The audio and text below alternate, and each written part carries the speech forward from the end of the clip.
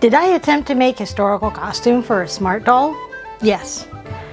Did I do it all sewing by hand? Yes. Was this crazy? Certifiable. Stick with me and I'll show you how we went from this to this.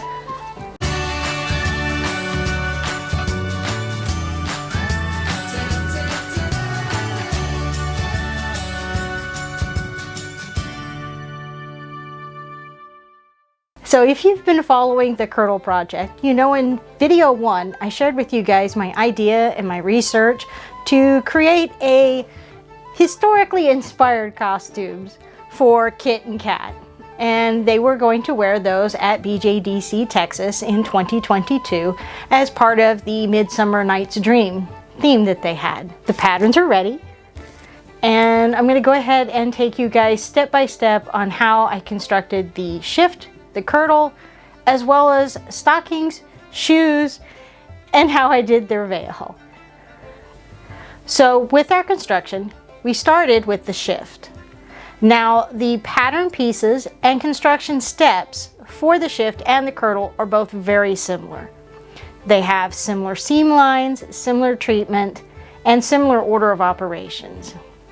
There were a few things that I did need to adapt for the dolls, mostly because their bodies aren't as squishy as humans, so sometimes we have to modify the fit of a garment, maybe add a little bit more ease or add a closure that might not be there. I kind of deviated from the historical garments because I did add some elements of fantasy, such as the extra long, extra full skirt, especially in Kit's version.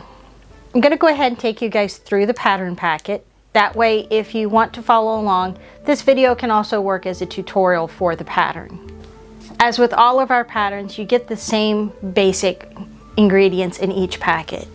You're going to have your written instructions, and do read these before you start cutting out and assembling your garment. There are a lot of tips, suggestions, and important parts of the sewing that wouldn't fit on the pattern pieces themselves or in that detail. I did try to include more pictures because you guys always ask for more photos. And in the instructions you will see a link to this video. There's also the illustration page, and this works similar to a commercial pattern. You're going to have a line drawing showing you the different pieces that you can make or the different variations of the pattern. And you're going to have some diagrams or little drawings to kind of help you out with some of the parts of construction that a picture might help better than just words. And the meat of the pattern is the pattern pieces. We try to make sure that these will print full size on US letter size paper. If you have A4, just make sure that you're printing at 100% and you should be fine. I do always include, or try to include on every page, a gauge. The little line is marked at 1 inch, so you can measure that to make sure that your pattern has printed out the right size. I tried to make this so that you can print these, trim them or trace them, and assemble them without having to enlarge the pattern. Do note that the pattern pieces are numbered, and they are listed which parts belong to the chemise, which is the shift underneath, and which parts belong to the kirtle, which is the outer part. So the first thing we need to do is we need to cut out our pieces. And like I said, the kirtle and the chemise have pretty much the same order. You want to go ahead and lay out your fabric and make sure it's smooth. I do suggest pre-washing your fabrics to remove any sizing or softener, and also any excess dye so that they don't transfer to the dolls. So you're going to lay out your fabric flat. I usually put it so that the fold faces me, and you're going to lay your pieces out. Now all of the pieces do have their grain lines marked. You're going to put the sleeves on the fold so that it follows the outside edge of the sleeve. You need to cut 2 of those for each piece, 2 for the shift and 2 for the kirtle. Now where I deviated in the historical sewing is I did remove the separate gusset piece and instead added that piece or shape to the bottom of the sleeve. That helped eliminate some seams and some selvage, some seam allowance, which got really bulky underneath the two layers, especially when I went to do the smaller size for the minifee. You're going to cut out your two shift and kirtle fronts. The shift front is straight because this garment is not as fitted as the outer garment. The kirtle has the center front seam, which allows us to put the gores in the skirt for Kit's version, and also to do the keyhole neckline for Kat's version. And those are going to follow the length of the grain of the fabric. You're going to do the same with the back piece, and the back piece also has a slightly larger seam allowance, and that's because the top part we need to fold back under because that's where our spiral lacing is going to go. For the MSD size doll, there is also the same opening in the back of the chemise because I found that with the smaller scale doll, it was harder to get something that was close fitting but still would go over the doll. So you do have that opening. You're also going to cut 4 or 2 pairs of side gores. One side of those gores is going to be on the straight grain, and that's also going to make the second side or the other side of those gores on a bias. And you want to make sure you keep track of which is the straight grain side and which side is the bias or off grain side. Then if you're making the one for Kat, hers just had the keyhole, and I made it flat in the front because she has the apron to cover it. For Kit's, I wanted a lot of volume at the bottom, so I cut 2 gores for the center front and 2 gores for the center back. Now for those, you also want to keep track because one side, the center front seam and the center back seam, do need to be on the straight grain. Now the chemise or shift underneath does not have front or back gores or wedge pieces. And it's also shorter on the 1/3 scale because, as I mentioned in my previous videos, they would have made their undergarments shorter because they didn't want the hem of that garment to make contact with the ground because it would wick moisture up and make you cold underneath and remove some of the insulating properties. So when we get ready to sew the shift or the kirtle, it's going to be pretty much in the same order for both. You want to go ahead and turn under and hem the sleeves on the shift straight across. And for the kirtle, you want to do that as well. If you're making Kit's version, which has the embroidery or detail on the hem, you want to go ahead and apply that hem while the sleeve is flat. It'll make it easier to work with later.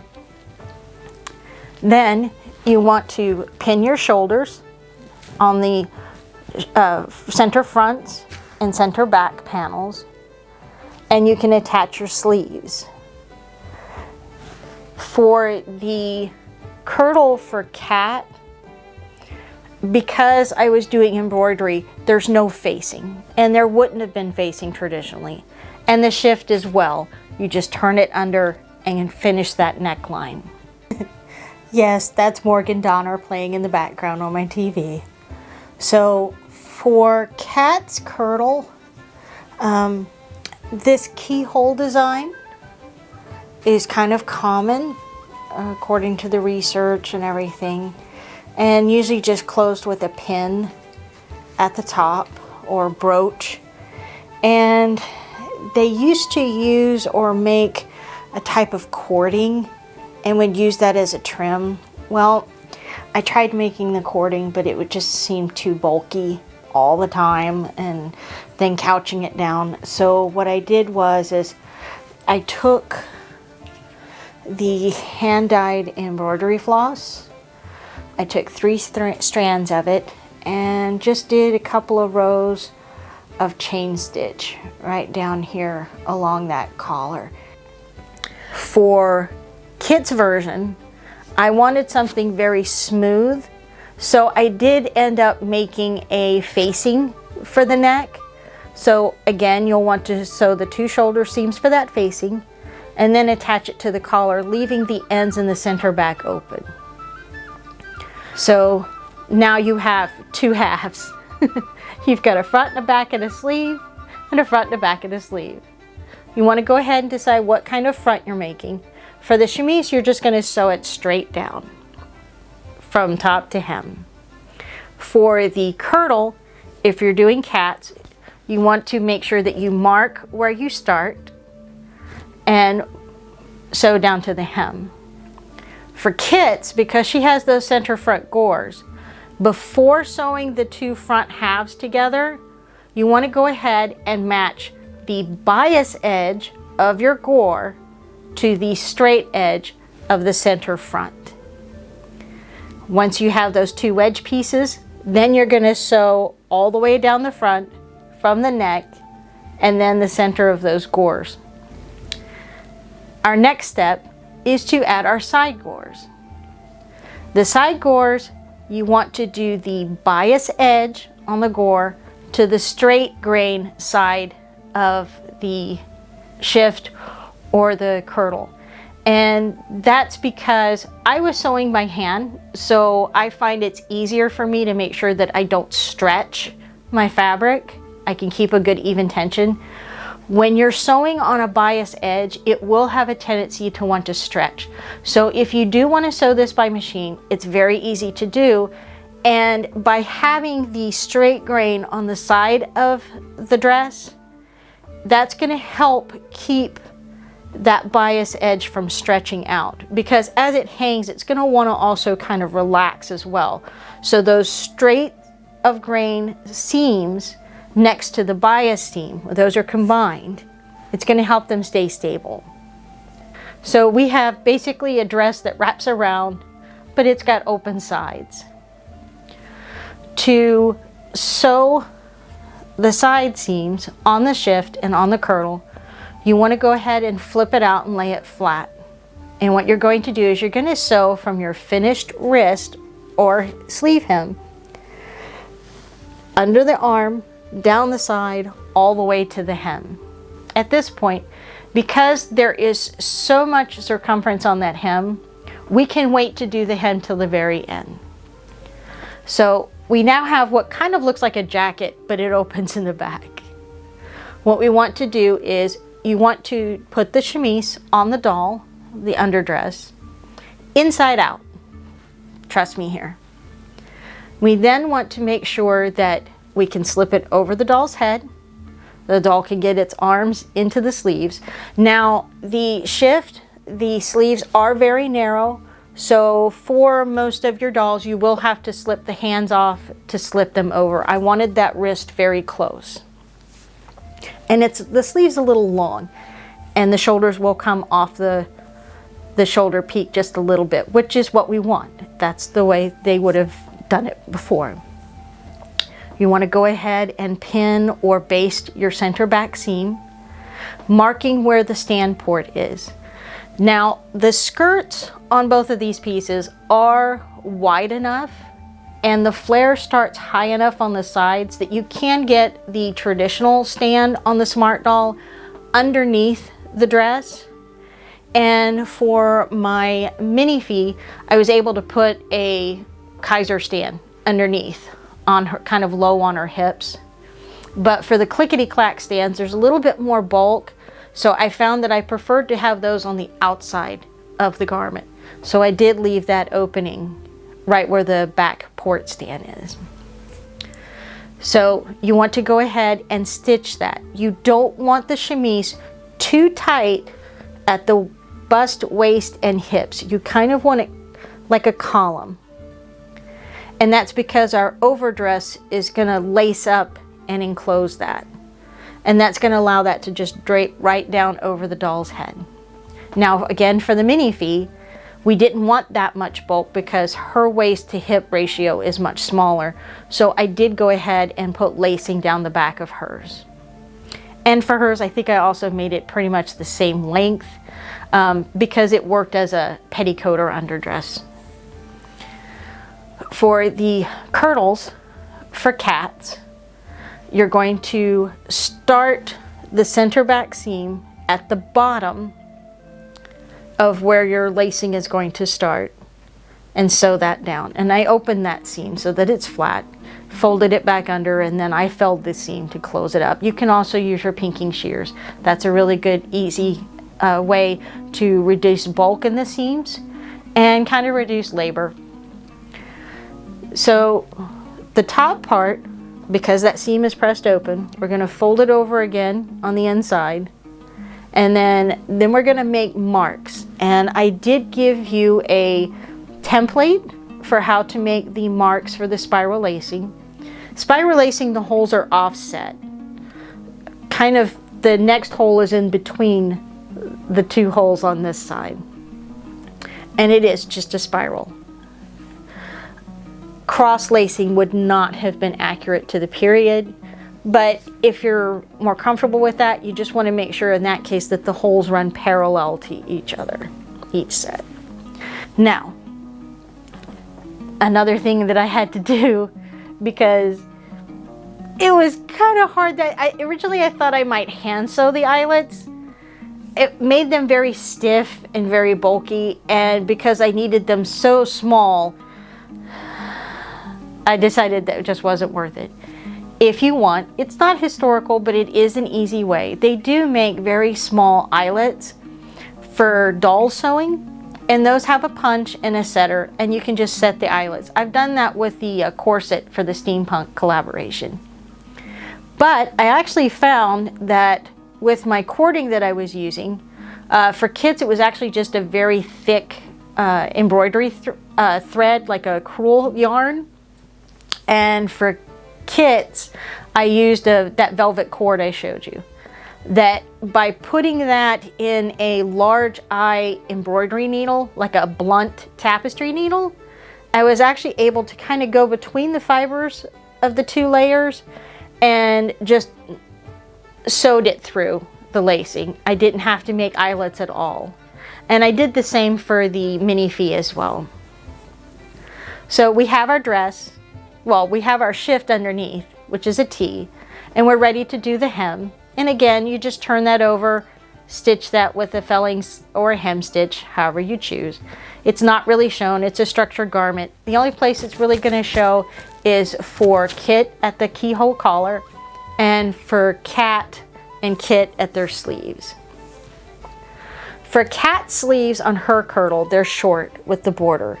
We went ahead and did that before assembling and adding the sleeves, which means that when you sew that underarm sleeve from the hem up, you're going to include any loose ends of your trim. So you don't have to worry about your trim fraying or having to try to seal the ends of it. For Kit's kirtle, I went with an open sleeve bottom. So when you sew hers, there is a mark. You're actually going to sew from about right below the elbow all the way up and then back down again. The area that's open, you've got your hem, so you're just going to fold in the sides. You're going to open up that seam with your iron and you're going to fold in those sides, tack them down. They did use buttons back in the medieval times. The buttons were usually metal or horn or something along those lines. But they really weren't functioning buttons. They were more decoration.